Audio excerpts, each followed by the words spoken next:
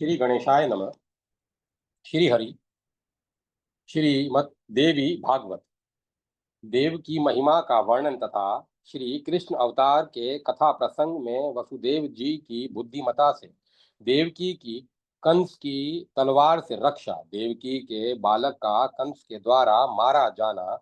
व्यास जी कहते हैं,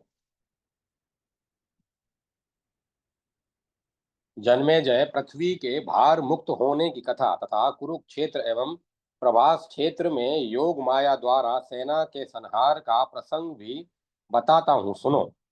अमित तेजस्वी भगवान विष्णु यदुकुल में प्रकट हुए थे। इसमें दो कारण हैं, मुनिवर भृगु का शाप एवं योग माया की प्रबल इच्छा। मेरी समझ से तो योग माया की इच्छा ही प्रधान है। पृथ्वी का भार दूर करना तो निमित्त मात्र था। योग माया का विधान मानकर भगवान विष्णु धरातल पर प्रकट हुए थे। राजन, मेमपन और मेरापन मैंपन और मेरापन बंधन में डालने वाली सुदृढ़ रस्सियां हैं।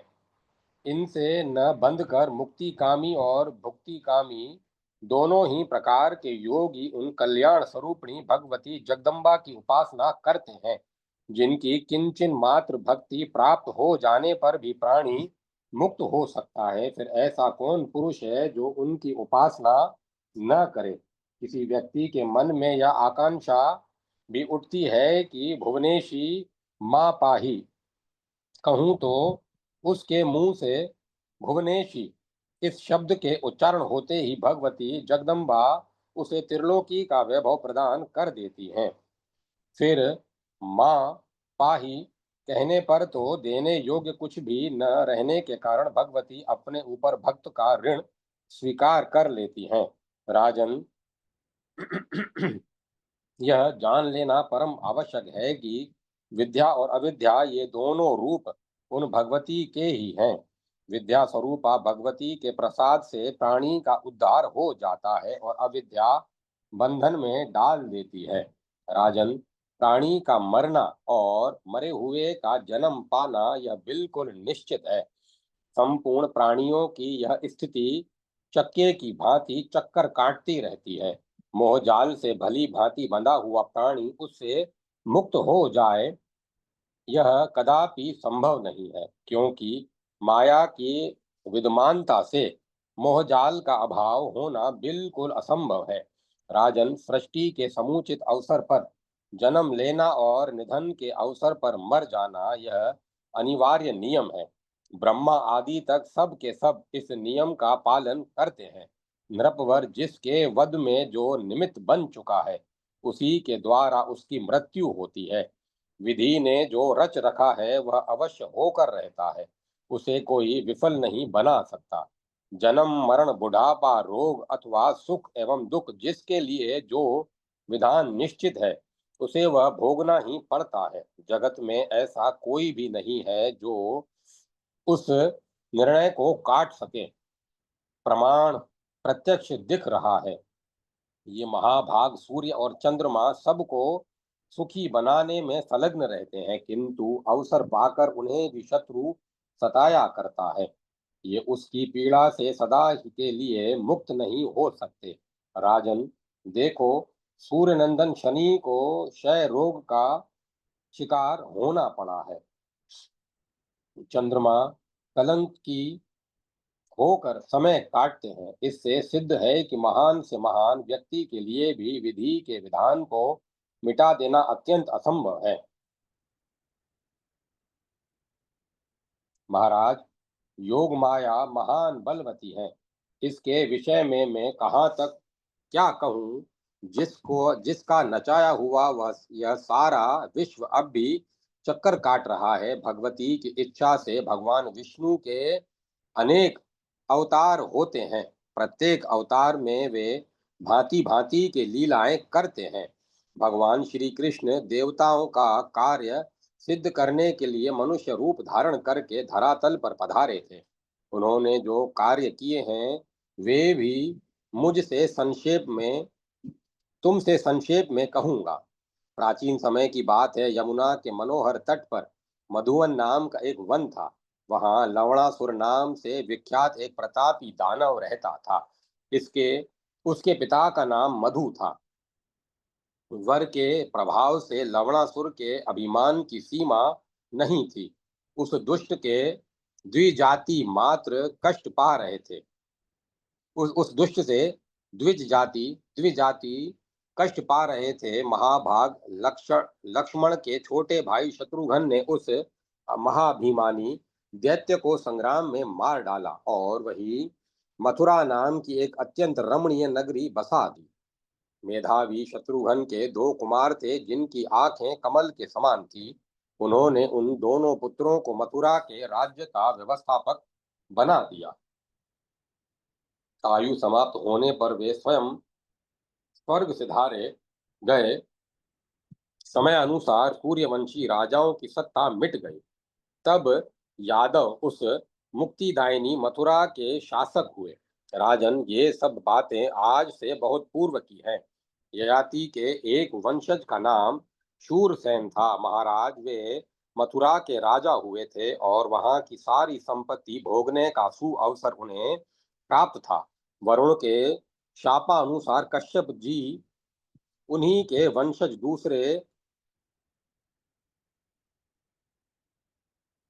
दूसरे शूरसेन के पुत्र बनकर उस पावन पुरी में पधारे। वसुदेव के नाम से उनकी प्रसिद्धि हुई। पिता का स्वर्गवास हो जाने पर वसुदेव जी वैश्यवृत्ति से जीवन व्यतीत करने लगे। उन्हीं के घर भगवान विष्णु का पधारना हुआ था। उस समय वहां के राजा उग्रसेन थे। उनके पुत्रों में जो सबसे बड़ा था उसकी कंस नाम से ख्याति थी। वरुण ने अदिति को भी शाप दे दिया था, अतः वे भी कश्यप जी की अनुगामिनी बनकर जगत में पधारी। उन्होंने देवक को पिता बनने का सुअवसर प्रदान किया था। वे देवकी नाम से प्रसिद्ध हुई। महात्मा देवक ने अपनी पुत्री देवकी का विवाह वसुदेव के साथ कर दिया। विवाह हो जाने पर विदा होते समय आकाशवाणी हुई, महाभाग कंस इस देवकी का 8वां पुत्र महान शक्तिशाली पुरुष होगा। उसके हाथ तुम काल के कलेवा बन जाओगे। यूं आकाशवाणी सुनकर महापराक्रमी कंस के आश्चर्य की सीमा न रही। उस देववाणी को सत्य मानकर वह अत्यंत चिंतित हो उठा। कर्तव्य के विषय में विचार करने के पश्चात उसने यह निश्चय किया कि यदि मैं देवकी को अभी मार डालूं तो संभव है मृत्यु मेरे पास न आ सके। मृत्यु का भय उपस्थित करने वाले इस कठिन अवसर पर दूसरा कोई उपाय लागू नहीं हो सकता। किंतु देवक जी मेरे पिता तुल्य हैं। यह देवकी उनकी पुत्री है, अतः इस पूज्य बहन को कैसे मारूं, यह विचार किसके मन में उत्पन्न हो उसके मन में उत्पन्न हो गया। फिर सोचा, यही मेरी साक्षात मृत्यु है। विद्वान पुरुष घृणित कर्म करके भी शरीर की रक्षा किया करते हैं। प्रायश्चित कर लेने पर पाप धुल जाता है। ज्ञानी जनों ने यह नियम बना दिया है कि नीच कर्म करके भी शरीर की रक्षा करनी चाहिए। यूं विचार करने के पश्चात दुरात्मा कंस ने तुरंत तलवार उठा ली और बहन देवकी के केश पकड़ लिए। उसने म्यान से तलवार निकालकर उसे हाथ में ले लिया और नवविवाहिता देवकी को अपनी ओर खींचकर उसे मार डालना चाहा। सारी जनता इस घृणित कार्य को देख रही थी।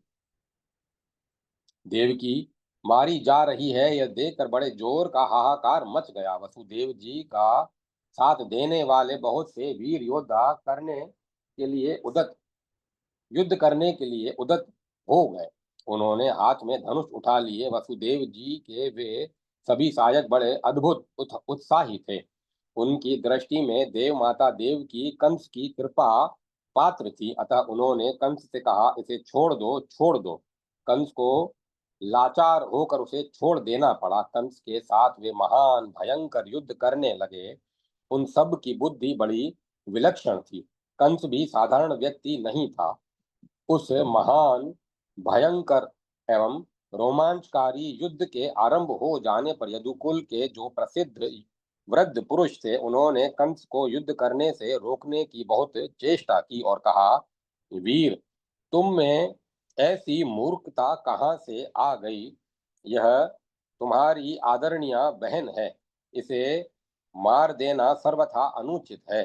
सो भी विवाह के इस उत्तम अवसर पर वीर स्त्री की हत्या अत्यंत दुस्सह कार्य है। इससे जगत में अपयश फैलता है और घोर पाप तो लगता ही है। केवल आकाशवाणी सुनकर बिना कुछ सोचे समझे ऐसा करना बिल्कुल अनुचित है। संभव है तुम्हारे अथवा इसके ही किसी शत्रु ने तुम लोगों को अपकीर्ति फैलाने के लिए आकाश में छिपकर ऐसी अनर्थ कर बात सुना दी हो। राजन, तुम्हारे अथवा वसुदेव के सुयश को नष्ट करने के विचार से ही किसी माया के जानकार शत्रु ने यह बात घोषित की है। अरे, तुम वीर पुरुष होकर भी इस आकाशवाणी से भयभीत हो रहे हो। तुम्हारे यश को जड़ से उखाड़ फेंकने के लिए ही यह किसी शत्रु की करतूत है। जो कुछ भी हो, विवाह के इस उत्तम अवसर पर बहन को तो नहीं ही मारना चाहिए। महाराज, जो होने वाली बात है वह तो अवश्य होकर रहेगी, उसे कौन टाल सकता है? जब इस प्रकार वृद्ध यादवों के समझाने पर भी कंस उस पाप कर्म से विरत नहीं हुआ, तब नीति के पूर्ण जानकर वसुदेव जी भी चुप नहीं रह सके।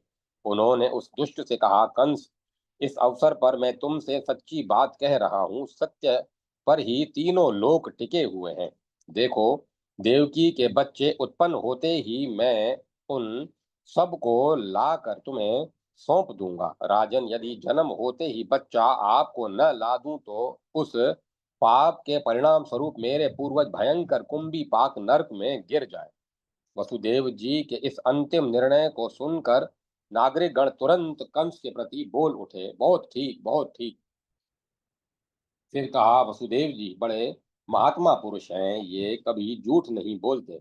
महाभाग, तुम देवकी का जूड़ा छोड़ दो। ऐसा करने से तुम्हें स्त्री हत्या का पाप भी नहीं लगेगा। व्यास जी कहते हैं, वृद्ध यादव बड़े धर्मज्ञ पुरुष थे। उपर्युक्त उनके उपर्युक्त ढंग से समझाने पर कंस ने क्रोध त्याग दिया। उस समय वसुदेव जी के सत्य वचन पर उसे पर्याप्त विश्वास हो गया था। फिर उच्च स्वर से दुंदुभियां बज उठी। उस सभा मंडप में जितने लोग थे, सभी जय जयकार करने लगे। इस प्रकार यशस्वी वसुदेव जी कंस को प्रसन्न करके उससे देवकी को छुड़ाकर उस नवोडा के साथ अपने इष्ट मित्रों सहित निर्भीकता पूर्वक शीघ्र घर चले गए। व्यास जी कहते हैं, देवी स्वरूपा देवकी वसुदेव जी के साथ मर्यादा के अनुसार रहने लगी। उपर्युक्त समय आने पर उन्हें गर्भ रह गया। 10वें महीने के अंत में उन्होंने एक श्रेष्ठ पुत्र प्रसव किया। उस बालक के सभी अंग बड़े ही सुडौल थे। पुत्र के पैदा होते ही प्रसिद्ध सत्यवादी महाभाग वसुदेव जी ने भावी को प्रधान मानकर देव माता देवकी से कहा, वामुरु, मैं पुत्र समर्पण की प्रतिज्ञा कर चुका हूँ। यह बात तुमसे छिपी नहीं है। महाभाग, उस समय की कठिन परिस्थिति में प्रतिज्ञा करके ही मैंने तुम्हें बचाया था। अतः सुंदर चोटी से शोभा पाने वाली प्रिय तुम्हारे चचेरे भाई कंस को मैं यह पुत्र दे देने का विचार कर रहा हूँ। कंस महान नीच है, अथवा देव की नाश देव ही नाश करने पर आ तुला है। ऐसी स्थिति में तुम क्या कर सकोगी? विचित्र कर्मों के परिपाक को आत्मज्ञान शून्य प्राणी किसी प्रकार भी नहीं जान सकते। यह निश्चय है, संपूर्ण प्राणी काल के पाश में जकड़े हुए हैं। अपना किया हुआ कर्म फल उन्हें अवश्य भोगना पड़ता है। चाहे वह कर्म शुभ हो अथवा अशुभ। जीव के प्रारब्ध की रचना ब्रह्मा के द्वारा हुई है। वे भली भांति सोच समझ कर ही सब कराते हैं।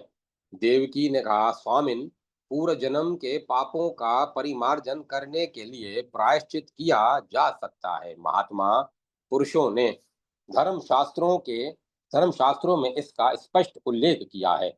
अतएव अनग, आप ही बतलाइए कि प्रायश्चित करने पर मनुष्य पापों से छूट सकता है या नहीं। यदि नहीं तो नहीं, तब तो धर्मशास्त्र के प्रणेता याज्ञवल्क्य आदि मुनियों के वचनों का कोई मूल्य ही नहीं रह जाता। यही नहीं, किंतु देव के अमिट मान लेने पर तो आयुर्वेद, मंत्रवाद और तथा अनेक प्रकार के उद्यम सभी व्यर्थ हो जाते हैं। फिर तो जितने अपात वाक्य हैं सभी प्रमाण शून्य हो जाते हैं। उद्यम करने पर सफलता प्राप्त हो जाती है, इस विषय में प्रत्यक्ष प्रमाण मिल रहा है। अतएव इस अवसर पर सोच समझकर कोई ऐसा उपाय करना चाहिए जिसके परिणाम स्वरूप मेरे इस दया पात्र बच्चे की प्राण रक्षा हो जाए। वसुदेव जी बोले, महाभागे, मैं तुमसे यह सच्ची बात बता रहा हूँ, सुनो। उद्यम अवश्य करना चाहिए, परंतु फल देव की कृपा पर निर्भर है। इस जगत में जितने प्राणी हैं उनका 3 प्रकार के कर्मों से संबंध है। प्राचीन रहस्य के वेता विद्वान वेदों एवं शास्त्रों में इस विषय का प्रतिपादन करते हैं। सुमध्य में उन 3 प्रकार के कर्मों के नाम हैं संचित, प्रारब्ध और वर्तमान। वामुरु, जितने प्राणी हैं उनके जन्म लेने से शुभाशुभ कर्म ही बीज है। अनेक जन्मों के उपार्जित कर्म समय पाकर फल देने के लिए सामने उपस्थित हो जाते हैं। प्राणी पूर्व शरीर का परित्याग करके कर्मानुसार स्वर्ग अथवा नरक भोगने में परतंत्र रहता है। उसे दिव्य देह की प्राप्ति हो अथवा यातना देह की, इसमें उनका अपना कर्म ही कारण है। स्वर्ग अथवा नर्क में जाकर जीव विविध भोग भोगने में प्रवृत्त हो जाता है। भोग समाप्त होते ही उत्पन्न होने का समय सामने आ जाने के कारण उसे जन्म लेना पड़ता है। स्थूल देह के साथ संयोग होने पर उसकी जीव संज्ञा हो जाती है। उसी क्षण संचित कर्मों से उसका संबंध हो जाता है। अतएव शुभ एवं अशुभ सभी कर्म फल इस शरीर से भोगने ही पड़ते हैं। सुलोचने, प्राणी के लिए प्रारब्ध कर्मों का भोग अनिवार्य है। प्रिय, प्रायश्चित के द्वारा वर्तमान कर्म नष्ट हो सकते हैं। यदि यथार्थ रूप से प्रायश्चित किया जाए तो संचित कर्मों का नाश भी यथाशीघ्र हो सकता है, किंतु प्रारब्ध कर्मों का नाश तो भोग पर ही निर्भर है। अतएव सब प्रकार से विचार करने पर यही निष्कर्ष निकलता है कि तुम्हारा यह बालक कंस को सौंप ही दिया जाए। यूं करने पर मेरी बात भी मिथ्या नहीं होगी। झूठी बात जगत में निंदा कराने वाली होने से सर्वथा निषिद्ध है। इस अनित्य संसार में केवल धर्म ही सार है। प्रिय, जिसके मुख से सत्य वाणी नहीं निकलती उसका जीवन धारण करना ही निष्फल समझा जाता है। जिस असत्य के प्रभाव से लोक में मानव की मान्यता घट जाती है उसे परलोक में सुखदायी कैसे माना जाए। अतएव शुभ्रु, तुम पुत्र को दे दो ताकि मैं इसे कंस को सौंप आऊं। देवी, सत्य की रक्षा करने से भविष्य में कल्याण निश्चित है। प्रिय, सुख अथवा दुख किसी भी परिस्थिति में पुरुष को उत्तम कार्य ही करना चाहिए। सत्य पालन से मेरा अवश्य कल्याण होगा। व्यास जी कहते हैं, इस प्रकार अपने पति देव के कहने पर देवकी ने अत्यंत शोक के साथ नवजात पुत्र वसुदेव जी को दे दिया। पुत्र को देते समय मनस्विनी देवकी के सभी अंग कांप उठे। धर्मात्मा वसुदेव ने अपने उस बच्चे को ले लिया और वे कंस के महल की ओर चल पड़े। मार्ग में जाते समय जनता ने उनकी बड़ाई आरंभ कर दी। दर्शकों ने कहा, भाइयों, ऐसे उत्तम विचार से संपन्न वसुदेव जी को देखो। केवल सत्य वचन से बंध जाने के कारण ये इस बच्चे को मृत्यु के मुख में झोंकने के लिए लेकर जा रहे हैं।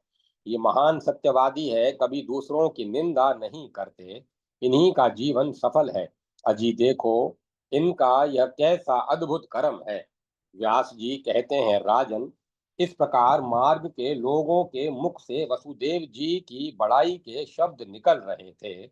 वसुदेव जी यथावसर कंस के महल पर पहुंच गए और तुरंत के उत्पन्न हुए उस बच्चे को कंस के सामने उपस्थित कर दिया। वह बालक मानव नहीं बल्कि कोई देवता था। उस समय महात्मा वसुदेव जी के इस धैर्य को देखकर कंस के मन में भी अत्यंत आश्चर्य हो गया। उसने बच्चे को ले लिया और हंसते हुए यह वचन कहा, शूरसेन कुमार वसुदेव, तुम धन्य हो। तुमने मुझे पुत्र दे दिया, इससे तुम्हारी साधुता मैं जान गया। यह बालक मेरा काल नहीं है। आकाशवाणी ने 8वें पुत्र से मेरी मृत्यु बताई है। इस बालक को मारना मेरा अभिष्ट नहीं है। अतः यह कुमार तुम्हारे घर जाए। महामते, तुम्हें चाहिए कि 8वां पुत्र मुझे अवश्य दे दो। यूं कहकर दुराचारी कंस ने उस बालक को वसुदेव जी के हाथ में सौंप दिया और कहा, यह बालक सकुशल घर लौट जाए। तदंतर वसुदेव जी प्रसन्नता पूर्वक उस बच्चे को लेकर अपने घर की ओर चल दिए। कंस ने निश्चिंत होकर मंत्रियों से कहा, निष्प्रयोजन इस बालक को क्यों मारा जाए। देवकी का 8वां पुत्र मेरा काल होगा। यह बात आकाशवाणी से व्यक्त हुई है।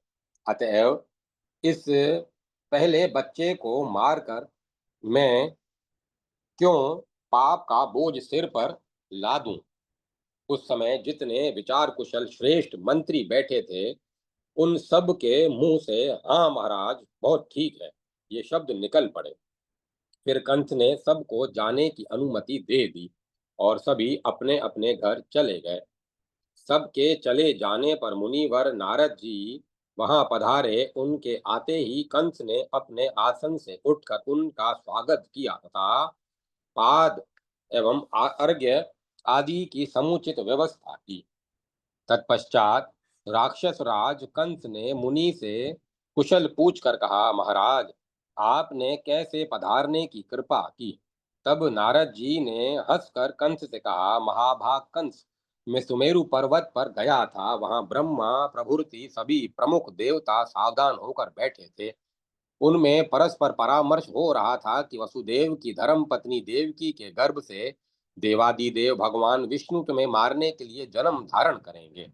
अतएव नीतिज्ञ होते हुए भी तुम देवकी के पुत्र को मारने से क्यों चूक गए।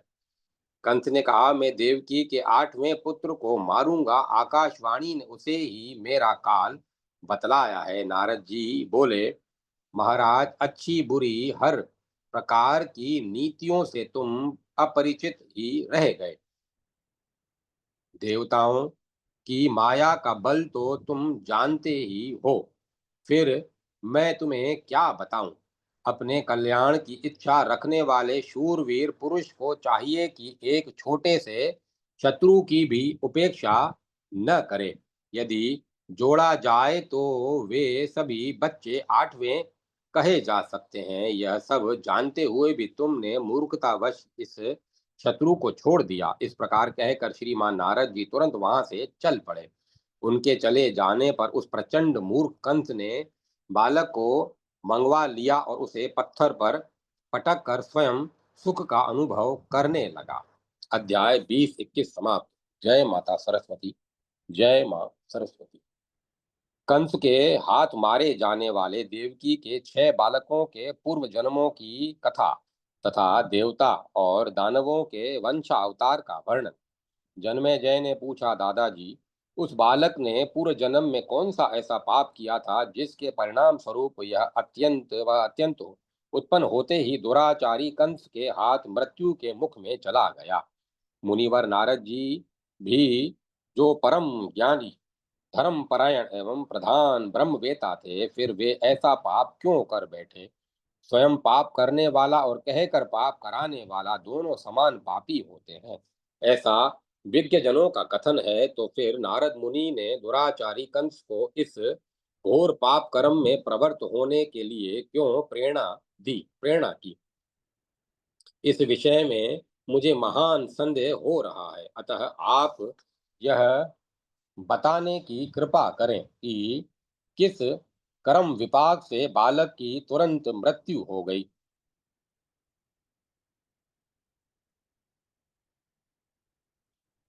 व्यास जी कहते हैं, नारद जी की झूठ बोलने की कभी प्रवृत्ति नहीं होती। वे बड़े सत्यभाषी एवं पुण्यात्मा पुरुष हैं। देवताओं के कार्य साधन में वे सदा संलग्न रहते हैं। इसी से उत्पन्न होते ही उन्होंने देवकी के 6 पुत्रों को मरवा डाला। वे मरणशील बालक क्षण क्षणगर्भ नामक देवता थे। शाप के कारण उनका निधन निश्चित था, अतएव वे मर गए। राजन, उनके शाप का कारण भी कहता हूँ, सुनो। स्वयंभू मनवंतर की बात है। ये छहों मुनिवर मरीचि के महान बलशाली पुत्र थे। मरीचि की पूर्णा नामक पत्नी के गर्भ से उनका जन्म हुआ था।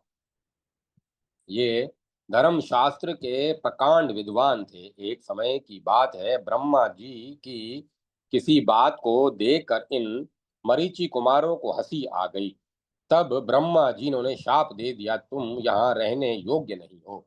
धरातल पर जाकर दैत्य योनि में जन्म धारण करो। राजन, वे ही क्षणगर्भ कालनेमी नामक दैत्य के पुत्र हुए थे। अगले जन्म में हिरण्यकश्यपु के पुत्र बनकर उन्हें जगत में आना पड़ा था, परंतु इनका पूर्व ज्ञान अभी बना हुआ था। अतः पूर्व जन्म के शाप से भयभीत होकर इस जन्म में ये शांति पूर्वक सावधानी के साथ तपस्या करने लगे।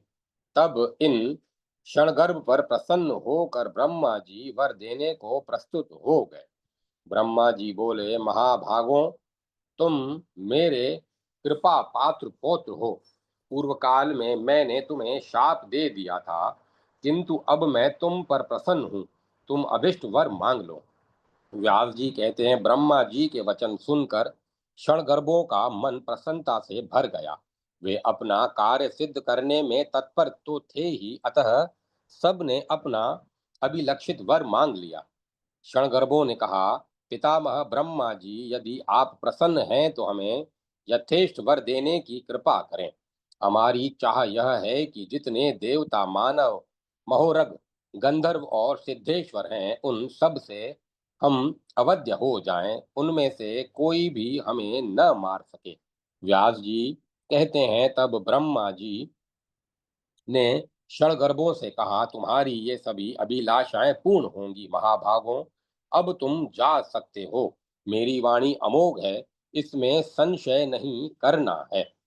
राजन, जब ब्रह्मा जी ने क्षणगर्भों को वर दे दिया, तब वे अत्यंत प्रसन्नता से खिल उठे, किंतु हिरण्यकश्यपु उनके व्यवहार से जलने लगा। उसने कुपित होकर कहा, पुत्रों, तुमने मुझको छोड़कर ब्रह्मा को प्रसन्न करने की चेष्टा की। ऐसे बलशाली वीर होते हुए भी तुमने वर पाने के लिए उनका स्तवन भी किया और मेरे स्नेह को बिल्कुल ठुकरा दिया। इसके फलस्वरूप अब मैं तुम्हारा त्याग कर देता हूँ। तुम पाताल में चले जाओ। अब तक क्षणगर्भ नाम से तुम जगत में विख्यात रहे, किंतु अब पाताल में जाकर नींद के वशीभूत हो बहुत वर्षों तक सोए पड़े रहो। इसके बाद प्रति वर्ष बारी बारी से तुम्हें देवकी के गर्भ से जन्म लेना होगा। तुम्हारा पिता कालनेमी उस समय कंस नाम से प्रसिद्ध होगा और उत्पन्न होते ही तुम उसी कंस के हाथों मार दिए जाओगे। व्यास जी कहते हैं, हिरण्यकश्यपु के यूं शाप देने के कारण ही क्षणगर्भों का बार बार देवकी के गर्भ में आना आरंभ हो गया। शापानुसार वे छहों बालक मार डाले गए। सातवीं बार शेष जी अपने अंश से देवकी के गर्भ में पधारे। संयोगवश उस गर्भ का स्राव हो गया। योग माया ने बलपूर्वक उस गर्भ को खींचकर रोहिणी के गर्भ में स्थापित कर दिया। 5 महीने पर यह गर्भ गिर गया। यह बात सबको विदित हो गई। देवकी का गर्भपात हो गया, यह बात कंस को भी ज्ञात हो गई। यह समाचार उस दुरात्मा के लिए बड़ा ही सुखप्रद था। सुनकर वह आनंद में भर गया। देवकी के 8वें गर्भ में स्वयं भगवान पधारे। देवताओं का कार्य सिद्ध करना और भूमि का भार उतारना उनके पदार्पण का प्रधान प्रयोजन था। जन्मेजय ने कहा, मुनिवर वसुदेव जी कश्यप जी के वंश से मुनिवर वसुदेव जी कश्यप जी के अंश हैं। उन्हीं के यहाँ भगवान शेष एवं श्री विष्णु अपने अंश से प्रकट हुए थे। इस प्रसंग का वर्णन तो आप कर चुके। अब पृथ्वी के प्रार्थना करने पर उसका भार दूर करने के लिए देवताओं के जो अन्य अवतार हुए थे उन्हें भी बताने की कृपा करें। व्यास जी कहते हैं, जो जो देवता एवं दानव अपने अपने अंश से धरातल पर विख्यात हो चुके हैं, उन सब का वृतांत संक्षेप रूप से मैं कहता हूँ, सुनो। वसुदेव जी कश्यप के अंश से और देव की अदिति के अंश से प्रकट थी। बलदेव जी शेषनाग के अंश थे। इन सब के प्रकट हो जाने पर जिन धर्म नंदन नारायण की बात कही जा चुकी है, वे ही श्रीमान स्वयं भगवान श्री कृष्ण बनकर पधारे। मुनिवर, नारायण के श्री कृष्ण रूप में प्रकट हो जाने पर उनके छोटे भाई जो नर हैं, वे अर्जुन बनकर आ गए। धर्म के अंश युधिष्ठिर, वायु के अंश भीमसेन तथा अश्वनी कुमारों के अंश महाबली नकुल और एवं सहदेव कहे गए हैं। कर्ण को सूर्य का अंश बताया जाता है। विदुर जी धर्म के अंश से प्रकट हुए थे। द्रोणाचार्य बृहस्पति के अंश से और अश्वत्थामा रुद्र के अंश से उत्पन्न थे। बुद्ध जन बतलाते बुद्ध जन बतलाते हैं कि स्वयं समुद्र शांतनु बने थे और गंगा उनकी पत्नी रही। पुराण प्रसिद्ध गंधर्वराज देवक बनकर धराधाम को सुशोभित कर रहे थे। भीष्म पितामह को वसु तथा राजा विराट को मरुदगण का अंश कहा जाता है। अरिष्ट नेमि का पुत्र जो हंस था, वही जगत में आकर धृतराष्ट्र नाम से प्रसिद्ध हुआ।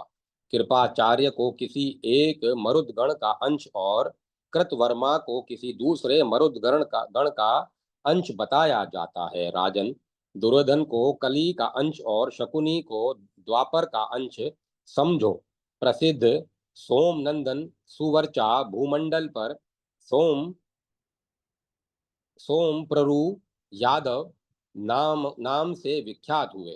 धृष्टद्युम्न और शिखंडी क्रमशः अग्नि एवं राक्षस के अंश थे। प्रद्युम्न सनत कुमार के अंश कहे गए हैं। ध्रुपद वरुण के अंश थे। स्वयं भगवती लक्ष्मी द्रौपदी बनकर जगत में पधारी थी। द्रौपदी के 5 पुत्र विश्वदेव के अंश कहे जाते हैं। सिद्धि, धृति और मति, ये तीनों देवियां कुंती, माद्री और गांधारी के रूप में आकर भूमंडल की शोभा बढ़ाने लगी। जिन्हें भगवान श्री कृष्ण की धर्म पत्नी बनने का सौभाग्य प्राप्त हुआ था, वे सभी स्वर्ग की दिव्य रमणियां थी। इंद्र के संपर्क में रहने वाले सभी उनकी प्रेरणा से धरातल पर आकर दुराचारी नरेश बने थे। शिशुपाल हिरण्यकश्यपु का अंश था। विप्रचित्ति जरासंध होकर तथा प्रहलाद शल्य बनकर आए थे। कालनेमी कंस हुआ है। शिरा ने केशी का जन्म पाया। बलि कुमार कुकुधी अरिष्टासुर बना। जिसने श्री कृष्ण के हाथों गोकुल में प्राण छोड़े। अनुराध धृष्ट केतु बना, भगदत्त बाष्कल हुआ, लंब ने प्रलंबासुर का शरीर पाया और खर धेनु का सुर हुआ।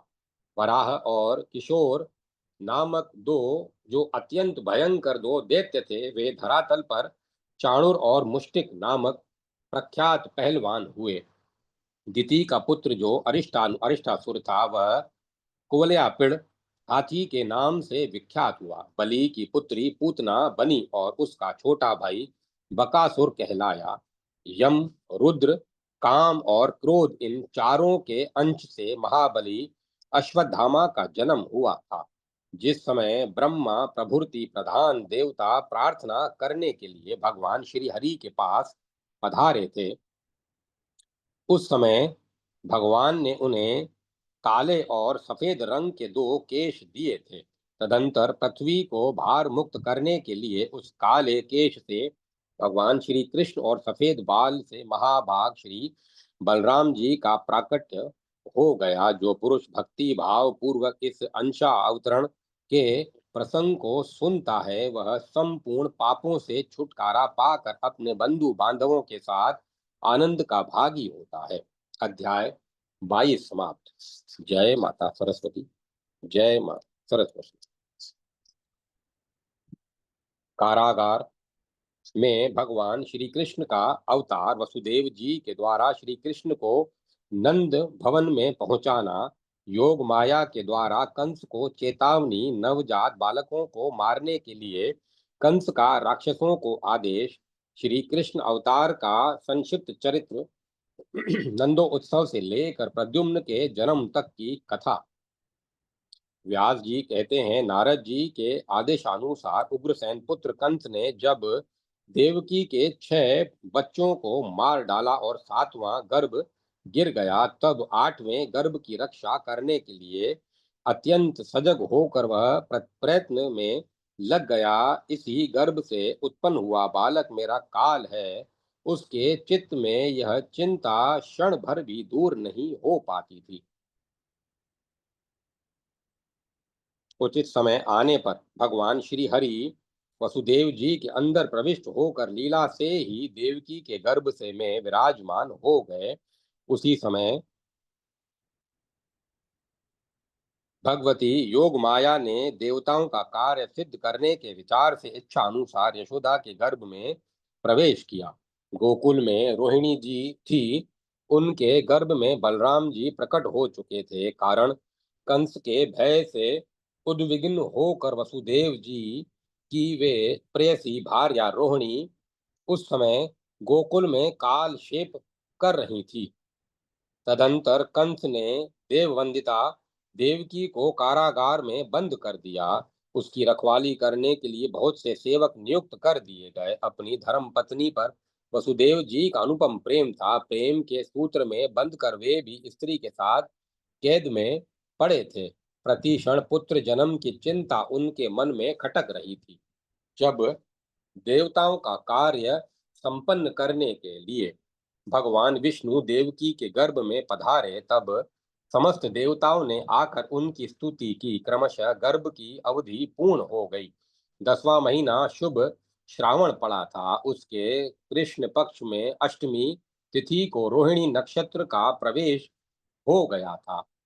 उस समय कंस के मन में अत्यंत घबराहट उत्पन्न हो गई थी। संपूर्ण दानवों से उसने कहा, तुम लोगों को अब पूरी तत्परता के साथ देवकी की रखवाली करनी चाहिए, क्योंकि उसके 8वें गर्भ से ही मेरा शत्रु उत्पन्न होने वाला है। वही बालक मेरा काल है। अतः भली भांति प्रयत्न करके रखवाली के में सावधान रहना परम आवश्यक है। दैत्यों, इस बालक का वध करने के पश्चात ही मैं अपने भवन में सुख की नींद सोऊंगा। सभी वीर दानव तलवार भाला और धनुष हाथ में लेकर डटे रहे, कभी भी नींद अथवा आलस्य न आने पाए, सभी स्थानों में दृष्टि दौड़ाते रहे। व्यास जी कहते हैं, इस प्रकार दानवों को आज्ञा देकर कंस तुरंत अपने महल में चला गया। उसका शरीर दुर्बल हो गया था। भय के कारण उसकी घबराहट की सीमा न थी। महल में भी उसे शांति नहीं मिली। इधर आधी रात को आधी रात का समय हो गया था। देवकी ने वसुदेव जी से कहा, महाराज, मेरा प्रसव काल आ गया। इस अवसर पर मुझे क्या करना चाहिए? यहाँ पर बहुत से भयंकर रक्षक हैं। पूर्व समय में मुझसे नंदरानी की बात हुई थी। उन्होंने कहा था, मानिनी, तुम अपने पुत्र को मेरे घर भेज देना। यह निश्चय जानो, मैं भली भांति उसे पाल पोस दूंगी। कंस के मन में विश्वास हो जाए कि यह तुम्हारा पुत्र नहीं है, इसीलिए यह प्रयत्न करना है। फिर तुम पुत्र फिर तुम्हें पुत्र वापस कर दूंगी। परंतु प्रभु, आज तो बड़ी विषम स्थिति सामने आ गई है। इस समय क्या करना उचित होगा? शूरनंदन, आप संतान को अदल बदल करने में कैसे सफलता प्राप्त कर सकेंगे? स्वामिन, अभी आप मेरे निकट आइए, क्योंकि दुस्तर लज्जा मुझे संकोच में डाल रही है। मुख मोड़े ही बात कर लें, इसके अतिरिक्त मैं क्या कर सकती हूँ? देवतुल्य वसुदेव जी से यूं कहने के बाद ठीक आधी रात के समय ने एक परम अद्भुत बालक प्रकट देवकी से एक परम अद्भुत बालक प्रकट हुआ। उस सुंदर पुत्र को देखकर देवकी के आश्चर्य की सीमा नहीं रही। हर्ष के कारण उसका सर्वांग पुलकित हो उठा। फिर उस महाभाग ने अपने स्वामी वसुदेव जी से कहा, कांत, पुत्र का मुख देखिए। प्रभो, आपका यह पुत्र बड़ा ही दुर्लभ है, क्योंकि आज ही मेरा काल रूपी भाई कंस इसे मार डालेगा। देवकी के वचन का अनुमोदन करके वसुदेव जी ने उस बालक को हाथ पर उठा लिया। वे अद्भुत कर्मशाली उस पुत्र के मुख को निहारने लगे। उस होनहार बालक का मुख देखने के पश्चात उनका मन चिंता के अगाध समुद्र में गोते खाने लगा।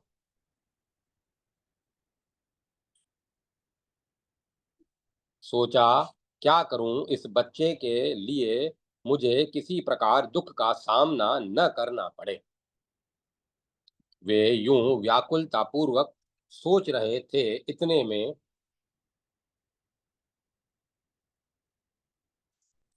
आकाशवाणी हुई। वसुदेव जी को संबोधित करके आकाशवाणी ने कहा, वसुदेव, तुम इस बालक को लेकर अभी गोकुल पहुंचा आओ।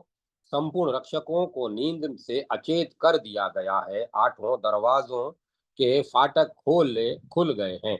किसी में सांकल नहीं है। तुम इस बालक को तुरंत नंद के भवन में छोड़कर वहां से योग माया को उठा ले आओ। इस प्रकार की आकाशवाणी सुनकर वसुदेव जी बाहर की ओर गए। उन्होंने देखा सभी फाटक खुले पड़े हैं। तब वे तुरंत बालक को लेकर चल पड़े। द्वारपाल उन्हें देख नहीं सके। यमुना के तट पर पहुंचकर देखा, इस पार से उस पार तक अगाध जल भरा हुआ है। सोचा, अब क्या करना चाहिए? इतने में ही नदियों में श्रेष्ठ यमुना जी ऐसी हो गई कि कहीं भी कमर से ऊपर पानी नहीं रहा। यह सब योग माया की विभूति थी। फिर तो वसुदेव जी सहज ही यमुना पार कर गए। उस आधी रात के समय ही वे गोकुल पहुंच गए। मार्ग बिल्कुल सुनसान था। वे नंद जी के दरवाजे पर पहुंच गए। उसी समय वहां यशोदा के गर्भ से योग माया अवतीर्ण हुई थी। दिव्य रूप धारण करके वे अपने पूर्ण अंश से पधारी थी। उनका विग्रह त्रिगुण में एवं परम आलोकित था। वे एक छोटी सी कन्या के रूप में विराज रही थी।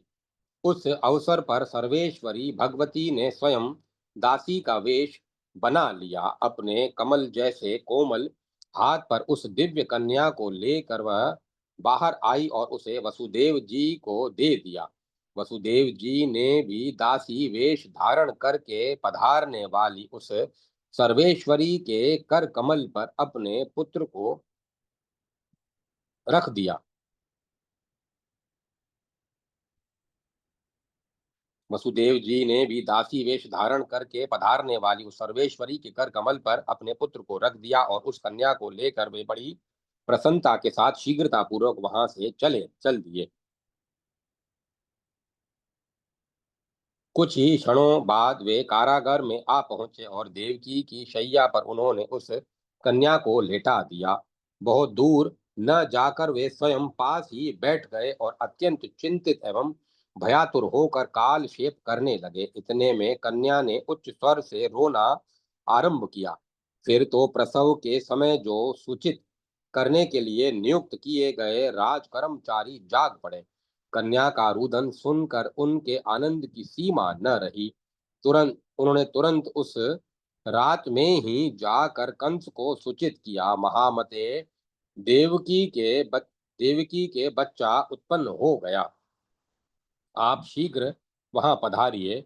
रक्षकों की बात सुनकर भोजपति कंस तुरंत चल पड़ा। फाटक बंद थे, यह देखकर उसने वसुदेव जी को पुकारा। कंस ने कहा, महान बुद्धिशाली वसुदेव, देवकी के बालक को मेरे सामने उपस्थित करो। इसका यह 8वां बालक ही मेरा काल है।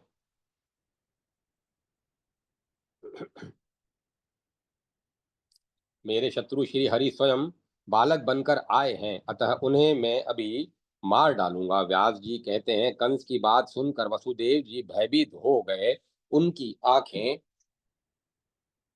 डबडबा आई। उन्होंने उस कन्या को उठाकर कंस के हाथ में दे दिया।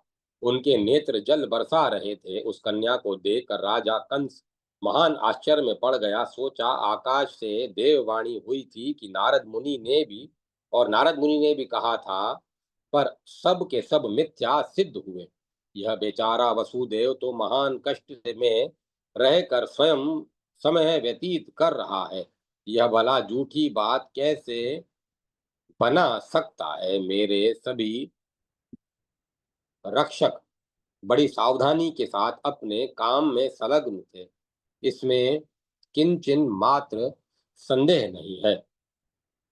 हो न हो यहाँ जन्म जन्मने वाला बालक कहीं अन्यत्र जन्म पा गया और कहीं अन्यत्र पैदा होने वाली कन्या यहाँ उत्पन्न हो गई। काल की बड़ी विषम गति है। पापी कंस अपने कुल का घोर कलंक था। उसके हृदय में अणु मात्र भी दया नहीं थी। सब कुछ सोचने समझने पर भी उसने कन्या को मार डालने को का ही निश्चय किया। अतः उसने कन्या को ले लिया, उसके पैर पकड़े और उसे पत्थर पर दे मारना चाहा। इतने में ही वह कन्या आकाश में जाते ही उसने दिव्य रूप धारण कर लिया और मधुर स्वर से कंस से कहा, अरे पापी, मुझे मारने से तेरा क्या प्रयोजन सिद्ध होगा। तेरा प्रबल शत्रु उत्पन्न हो चुका है, किसी प्रकार भी उसका दमन नहीं किया जा सकता। तुझ नराधम को वह अवश्य मार डालेगा।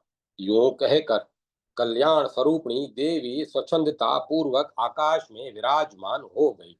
उस समय कंस के मन में आश्चर्य की सीमा नहीं रही।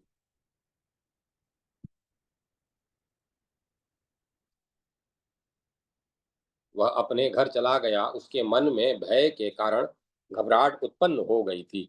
बकासुर, धेनुकासुर और वत्सासुर प्रभृति संपूर्ण दानवों को बुलाकर उसने कहा, दानवों, तुम सभी मेरा कार्य उत्पन्न करने के लिए जाओ।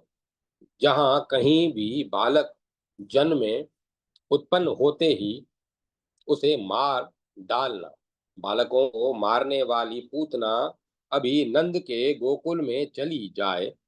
वहां अभी के उत्पन्न हुए जितने बच्चे मिले, उन्हें मेरी आज्ञा मानकर तुरंत मार डालना पूतना का परम कर्तव्य है।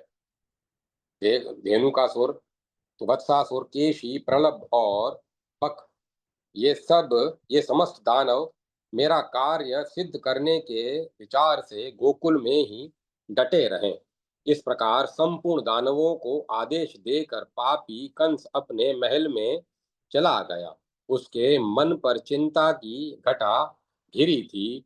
वह अत्यंत दीन सा हो गया था, क्योंकि उसे बार बार शत्रु रूप श्री हरि का स्मरण हो रहा था।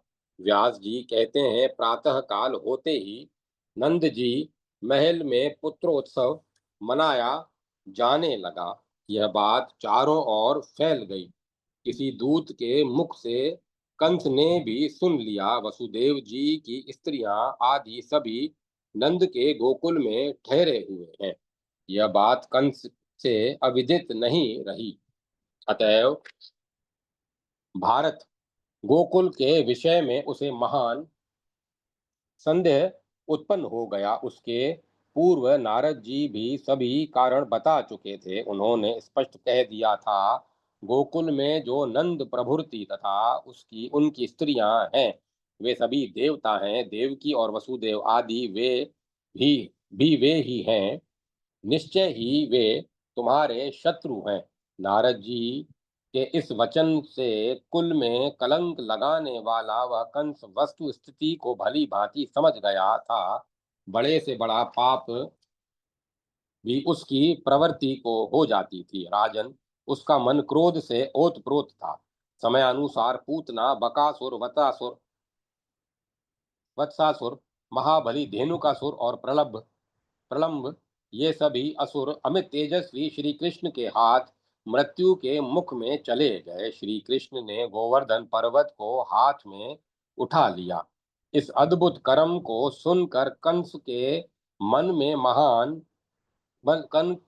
मन में विश्वास हो गया कि इन्हीं के द्वारा मेरा मरण निश्चित है।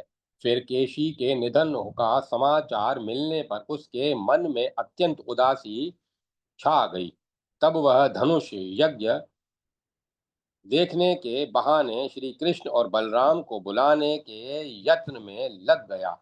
और नीच कंस की बुद्धि सदा पाप में रत रहती थी। उसने अमित तेजस्वी महान श्री कृष्ण और बलराम का वध करने के विचार से उन्हें ले आने के लिए अक्रूर जी को जाने की आज्ञा दे दी। अक्रूर जी कंस का अनुशासन मानकर गोकुल गए और भगवान श्री कृष्ण एवं बलराम को रथ पर बिठाकर मथुरा लौट आए। यहाँ आकर दोनों भाइयों ने धनुष तोड़ दिया। रजक, कुवलया, पिंड, हाथी, चाणूर और मुष्टिक के प्राण हर लिए। भगवान श्री कृष्ण ने शल और तोशल को भी मृत्यु के मुख में भेज दिया। लीला पूर्वक कंस की चोटी पकड़ ली और उसे सदा के लिए जमीन पर सुला दिया। तदंतर माता पिता को बंधन से छुड़ाया, उसके उनके दुख दूर किए। फिर शत्रुसूदन श्री कृष्ण ने उग्रसेन को राजगद्दी पर भी बिठा दिया। वही महामना वसुदेव जी ने उन दोनों भाइयों का विधि पूर्वक यज्ञोपवीत संस्कार कराया। संस्कार संपन्न हो जाने पर वे दोनों महानुभाव सांदीपनी जी के स्थान पर गए। वहां रहकर संपूर्ण विद्याओं का अध्ययन किया और पुनः मथुरा लौट आए। 12 वर्ष की अवस्था में ही वसुदेव नंदन महाबली श्री कृष्ण और बलराम की पढ़ाई समाप्त हो गई थी। अब वे दोनों वीर मथुरा में विराजमान हो गए। उधर मगध नरेश जरासंध ने अपने जमाता कंस के कंस की मृत्यु से महान दुखी होकर सेना एकत्रित की और मथुरापुरी पर धावा बोल दिया। उसने 17 बार चढ़ाई की। प्रत्येक बार मथुरावासी बुद्धिमान श्री कृष्ण युद्ध भूमि में पधार कर उसकी सेना को हराते रहे। इसके बाद जरासंध ने संपूर्ण मलेच्छों के अध्यक्ष काल यवन नामक योद्धा को भगवान श्री कृष्ण का सामना करने के लिए प्रेरणा की। और वह राक्षस यादवों के लिए महान भयंकर था। काल यवन आ रहा है, यह सुनकर मधुसूदन भगवान श्री कृष्ण ने संपूर्ण प्रसिद्ध यादवों को तथा बलराम जी को बुलाकर कहा, महाभागों, महाबली जरासंध से हमें यहाँ बराबर ही भय बना रहता है। उसी के भेजने पर काल यवन आ रहा है। ऐसी दशा में हमें क्या करना चाहिए? धन, घर और सेना सब कुछ छोड़कर भी प्राण रक्षा का प्रबंध कर लेना परम आवश्यक है। जहाँ सुख से रहने की विधि बैठ जाए उसी को पैतृक भूमि समझना चाहिए। अपने उत्तम कुल के रहने योग्य स्थान में भी यदि सदा अशांति ही बनी रहे तो उससे क्या लाभ। अतएव सुख की अभिलाषा करने वाले पुरुष को चाहिए कि ऐसी स्थिति में समुद्र अथवा पर्वत के पास रहने का प्रबंध कर लें, क्योंकि जहाँ शत्रु का भय न हो वहीं निवास करना पंडित जन उचित समझते हैं। भगवान विष्णु समुद्र में शेष नाग को शैया बनाकर सुखपूर्वक सोते हैं। भगवान विष्णु समुद्र में शेषनाग को शैया बनाकर सुखपूर्वक सोते हैं। यही स्थिति भगवान शंकर की भी है। वे कैलाश पर्वत पर चले गए, अतएव शत्रुओं के हाथों संताप सहते हुए हमें भी यहाँ रहना उचित नहीं है। हम सब लोग एकत्रित होकर द्वारका चलने की व्यवस्था कर ले। मुझसे गरुड़ ने कहा है कि इस समय द्वारकापुरी बहुत ही उत्तम स्थान है। मन को मुग्ध करने वाली वह पुरी समुद्र के तट पर बसी है। उसी के पास रेवताचल शोभा पा रहा है। व्यास जी कहते हैं, भगवान श्री कृष्ण की इस सत्य और युक्ति युक्त बात को सुनकर संपूर्ण श्रेष्ठ यादवों ने अपने बंधु बांधवों एवं सवारियों के साथ चलना निश्चित कर लिया। भगवान श्री कृष्ण और बलराम को आगे करके सब के सब परिवार मथुरापुरी से निकल पड़े। जो मुख्य मुख्य यादव थे उन सब ने प्रजा वर्ग को आगे चलाकर स्वयं चलने की व्यवस्था की। कुछ ही दिनों में वे द्वारकापुरी पहुंच गए। भगवान श्री कृष्ण ने शिल्पियों द्वारा उस पुरी के भवनों को ठीक करा दिया। उनके प्रबंध से यादव वहां ठहर गए। तत्पश्चात भगवान श्री कृष्ण और बलराम शीघ्र मथुरा लौट आए। उस समय वह पुरी सुनसान पड़ी थी। वे दोनों महानुभाव उसकी शोभा बढ़ाने लगे। इतने में यवनों का अध्यक्ष पराक्रमी काल यवन वहां आ पहुंचा। काल यवन आ गया यह जानकर भगवान श्री कृष्ण मथुरा से बाहर निकले और लीला से ही काल यवन के सामने से होकर पैदल ही भाग चले। उस समय श्रीमान कृष्णचंद्र के शरीर पर पीतांबर शोभा पा रहा था। मुख पर हंसी की किरणें छिटक रही थी। नेत्र मानो कमल की शोभा को मात कर रहे थे।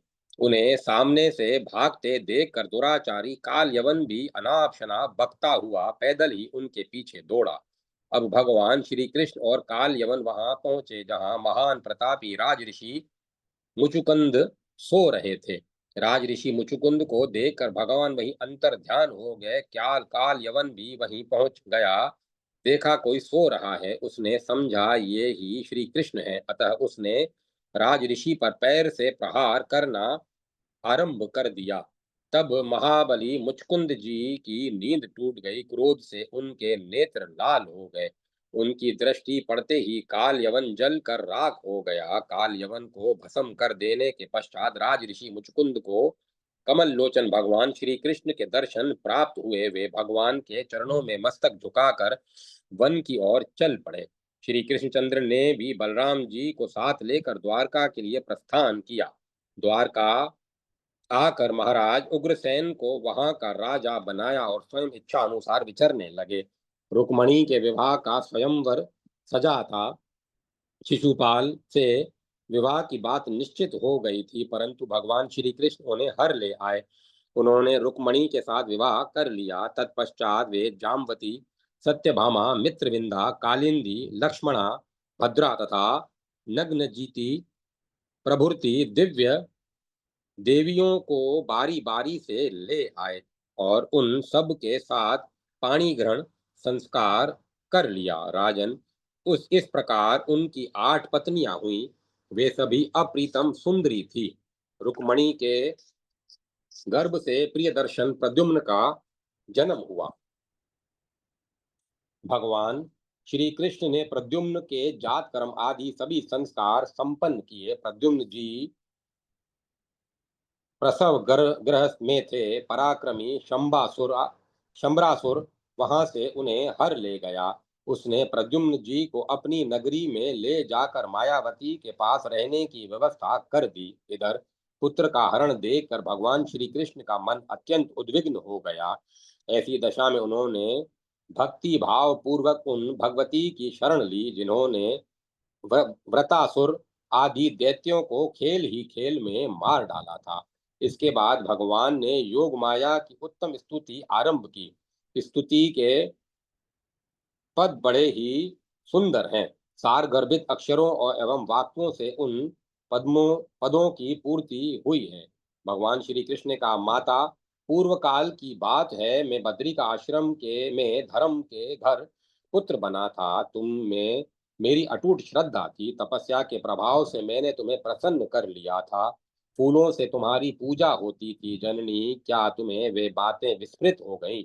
बड़े आश्चर्य की बात है, किस दुराचारी ने प्रसव ग्रह से मेरे बच्चे को हर लिया, अथवा किसी ने कौतूहल पूर्वक मेरा अभिमान दूर करने के लिए ही यह प्रपंच रचा है। चारों ओर दुस्तर खाइयां हैं, उनसे भली भांति सुरक्षित यह पुरी है। पुरी के मध्य भाग में मेरा भवन है। भवन के बिल्कुल भीतर प्रसव गृह की व्यवस्था हुई है। सदा किवाड़ बंद रहते हैं, इतने पर भी बालक हर लिया गया। न तो मैं किसी दूसरे नगर में गया था और न यादव ही कहीं गए थे। पुरी की रक्षा करने में सुप्रसिद्ध वीर नियुक्त थे। जननी, तुम्हारा प्रभाव सर्वविदित है। तुम्हारी ही माया से यह घटना घटी है। इसी से किसी मायावती ने मेरे पुत्र को हर लिया। जननी, तुम्हारा चरित्र अत्यंत गुप्त है, इसे जानने में मैं भी असमर्थ हो गया। तब फिर सीमित विचार रखने वाला अल्प बुद्धि कौन प्राणी है जो तुम्हारा प्रभाव जान सके? पुत्र को चुराने वाला वह व्यक्ति कहाँ चला गया? मेरे सेवकों ने उसे देखा भी नहीं। अंबिके, यह तुम्हारी ही रची हुई माया है। तुम्हारे लिए यह कोई विचित्र बात नहीं है। मेरे प्रकट होने से पूर्व तुम्हारी माया ने 5वें महीने में ही मेरी माता के गर्भ से खींचकर बालक को अन्यत्र स्थापित कर दिया था, जो रोहिणी के गर्भ से प्रकट हुए। हलधर नाम से उनकी प्रसिद्धि हुई। अंबिके, तुम अपने गुणों द्वारा जगत का सृजन पालन एवं संहार करने में सदा संलग्न रहती हो। तुम्हारे पाप नाशक चरित्र को कौन जान सकता है? प्राय यह सारा विश्व तुम्हारा ही बनाया हुआ तो है। पुत्र उत्सव का आनंद सामने उपस्थित करके उसके विरह का असह दुख भी सिर पर उड़ेल दिया। इसमें कारण केवल तुम्हारा मनोरंजन मात्र है। सांसारिक दुखों से संतप्त प्राणियों की माता एवं और उनकी शरण एकमात्र तुम ही हो। सारे शोकों को शमन कर देने में तुम पूर्ण समर्थ हो। अतः संप्रति मेरा पुत्र कहीं जीवित हो तो उसे सामने उपस्थित करने की कृपा करो। व्यास जी कहते हैं, भगवान श्री कृष्ण के लिए कोई काम भी असाध्य नहीं है। उनके इस प्रकार स्तुवन करने पर भगवती जगदम्बा स्वयं सामने प्रकट हो गई और जगत गुरु श्री कृष्ण के प्रति अपना अभिप्राय उन्होंने व्यक्त कर दिया। श्री देवी ने कहा, देवेश्वर शोक मत करो, यह तुम पूर्व जन्म का शाप है जो इस रूप में सामने उपस्थित हो गया है। उसी के परिणाम स्वरूप शंबासुर ने तुम्हारे पुत्र को बलपूर्वक हर लिया है। अतएव अधीर होना ठीक नहीं। 16 वर्ष का हो जाने पर वह तुम्हारा पुत्र शंबरासुर को बलपूर्वक मारकर स्वयं ही घर आ जाएगा। मेरे प्रसन्न हो जाने पर किसी स्थिति में भी असंशय करना अनुचित है। व्यास जी कहते हैं, इस प्रकार कहकर प्रचंड पराक्रम से संपन्न भगवती चंडी का अंतर ध्यान हो गई। अध्याय 23-24 समाप्त। जय माता सरस्वती। जय मां सरस्वती। ओम नमो नारायण। ओम नमो भगवते वासुदेवाय। ओम तत्सत। ओम ऐं ह्रीं क्लीं चामुंडाय विद्महे। ओम तत्सत। ओम तत्सत। ओम तत्सत। अब कथा को विराम दिया जाता है।